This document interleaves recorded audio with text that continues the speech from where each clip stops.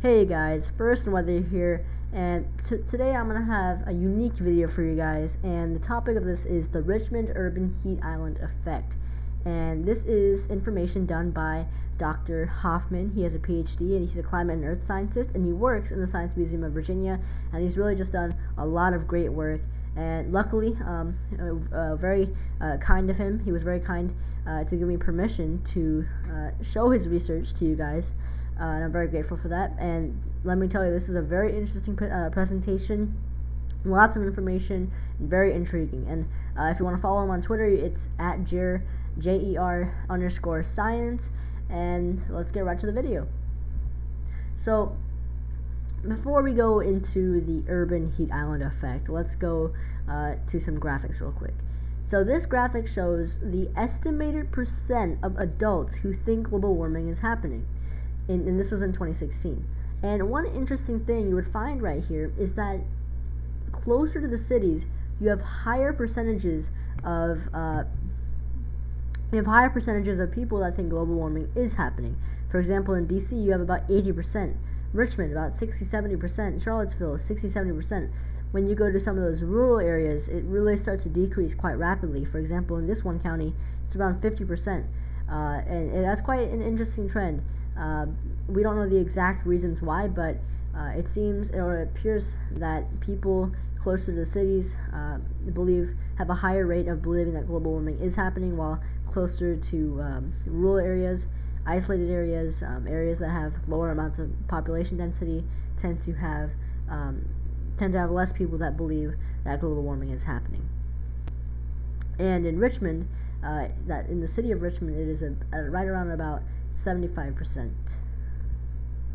Now, this is the estimated percent of adults who think global warming will harm them personally, and as you can see, now this number is much, much less. For example, in DC, you went from 80% all the way down to 50, 55, 60%, and then everywhere else you went all the way down. In Richmond, for example, you're at 40%, and which is definitely not good. It shows that while most of us think that global warming is happening, we're not really feeling like it's going to harm us personally, and that's not a good sign, because the human body, through evolution, we're designed to respond to things quickly when they present, or when we think they present an immediate risk to us, or an imminent risk to us. And if we think that global warming is not going to put an imminent risk to us, we won't do anything about it. And that's what the Science Museum of Virginia is trying to do by getting this doctor in to do all this research, to raise awareness and basically tell people to start talking about this, raising awareness about it. And finally, this last graphic shows the percent of adults who discuss global warming at least occasionally, and that number unfortunately is even lower, which again, it definitely isn't good. And now, this is a graphic for Central Virginia, and this graph basically shows that Richmond, the city of Richmond, is warming up faster than its rural neighbors. For example, Ashland and Farmville are towns or cities that have much lower populations and have much more, are not quite populated to the extent of Richmond. And if you look here, you'll see that Richmond has warmed about 0.5 degrees Fahrenheit in the past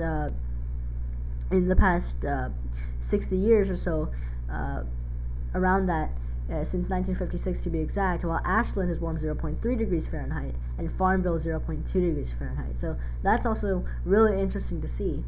And now, going to this cool fact right here, it's that Richmond's summers feel 3 degrees Fahrenheit hotter than today than they did in the 1980s. Why? Because the dew point is actually rising, and that's what Dr. Hoffman discovered.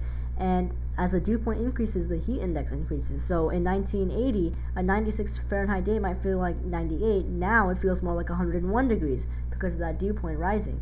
And that also is very bad for areas that get lots of heat. Basically makes an already hot day just more unbearable. And now here's the projected number of changes, or projected change in the number of days over 95. And this is from 2040 to 2071. As you can see in Central Virginia, that change is about an extra 35 to 40 days of days over 95. and down here in Florida it's at 50, maybe even 55 in some locations, which really isn't good. Going from already seeing 20 days, 30 days of 95-degree temperatures to 70 days, which is really just quite remarkable. And this right here shows 40 more days over 95 in RVA. Now this is a graph showing the apparent temperatures, percent of all visits for heat-related illnesses. And as you can see, as the temperature goes above 100, the amount of people that go to the hospital rises exponentially after 100. So really, after crossing that 100-degree threshold, a lot of people, you see the rate of heat-related illness, or HRI, dramatically increase. However, in North Carolina, it's kind of different. It steadily goes up, and then after 100, it goes down. And so we're not really sure why that is, but it could be because after 100 in that location, people heed the warnings more, because that heat wave is advertised in the media much more as really significant, record-breaking, and so people really make a good effort to stay inside. So now let's focus more on the urban heat island effect. This is Luke Howard, The Climate of London, 1818, and so he was actually the one who discovered the urban heat island effect. He might not have called it that, but he noticed that areas in the city were always warmer, regardless of the time of year, than the areas around in that area. And this is a cool graph he made that's basically in a circular motion that shows the temperature year-round.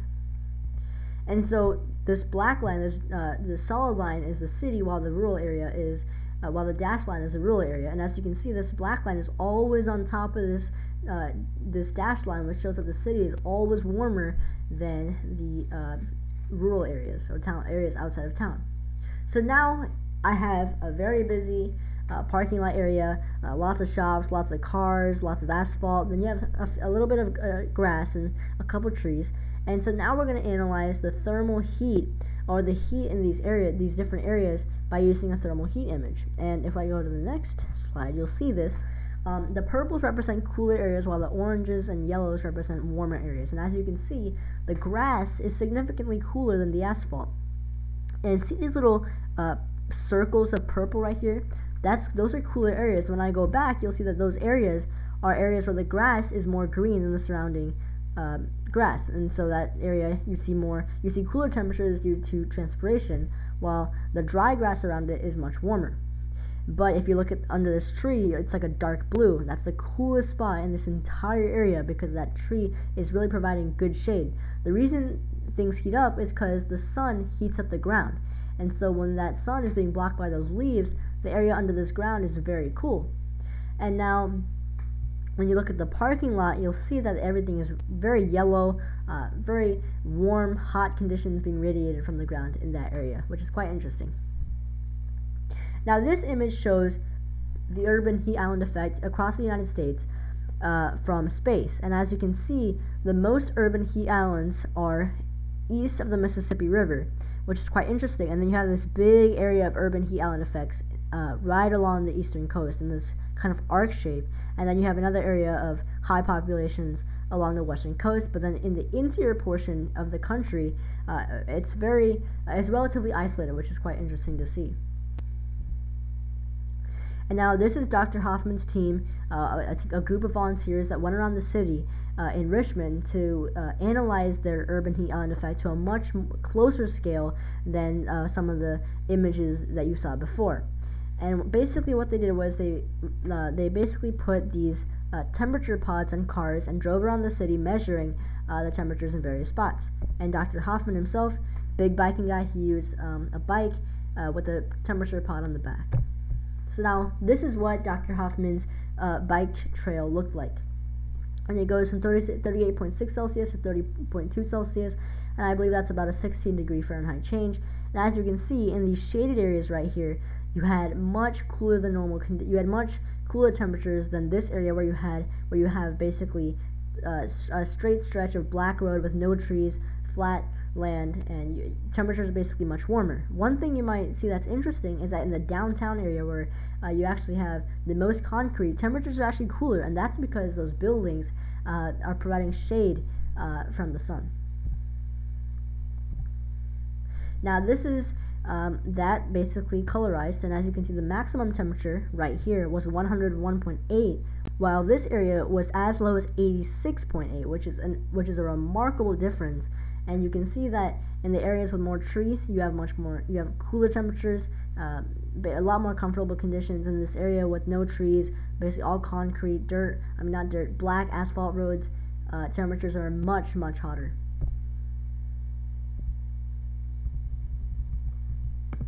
Let me try to transition here. Computer's acting a little slow on me. It's not what I want. Alright, let's see if we can fix this.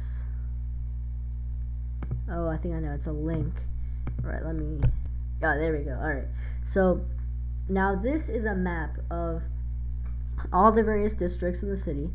And this is basically the difference from the morning temperatures. So, in the morning, all the areas are relatively the same temperature. And then which areas see the biggest rise.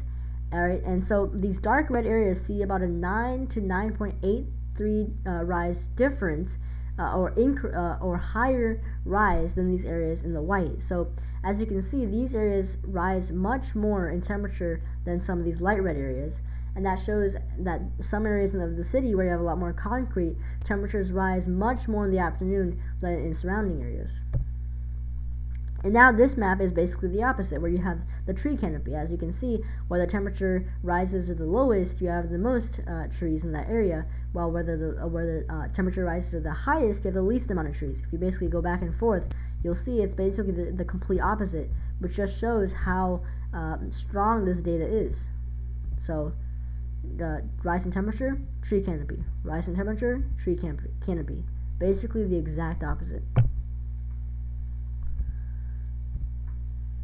And so now you have the urban heat vulnerability. So the ideal or the worst conditions for heat-related vulnerability is basically many impervious surfaces, low tree canopy, high temperature, and high poverty. And high poverty is a factor because locations of high poverty just don't have the resources to combat the heat. And so when you combine all four of these graphs, you get this area, this claw-shaped, or I like to think of it as basically like a deer. These are the antlers. And then you have the eyes right here, the nose, this point, and the body right here.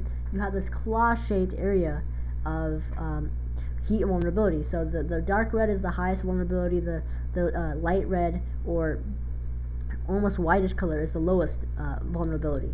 You can see it's this distinct claw shape.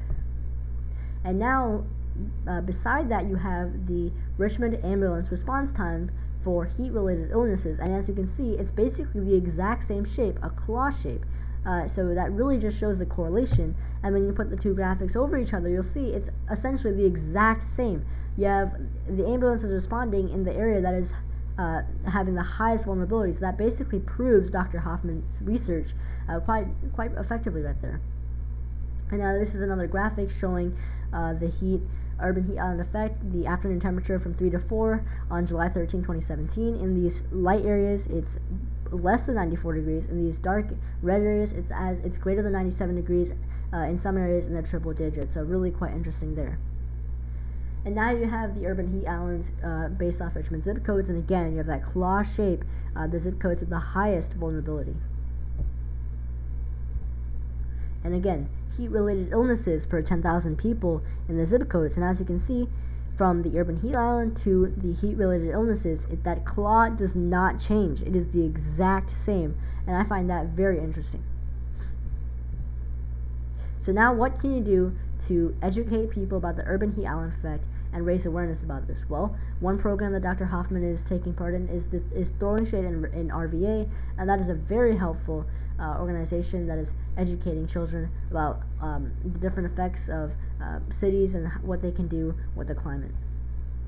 And so that's it, guys. Once again, thank you to Dr. Hoffman for letting me do this. If you want to know more information about him, please visit his website, jhoffman@smv.org, or check out his recent case study on his Google sites. I hope you enjoyed this video, and I'll see you next time.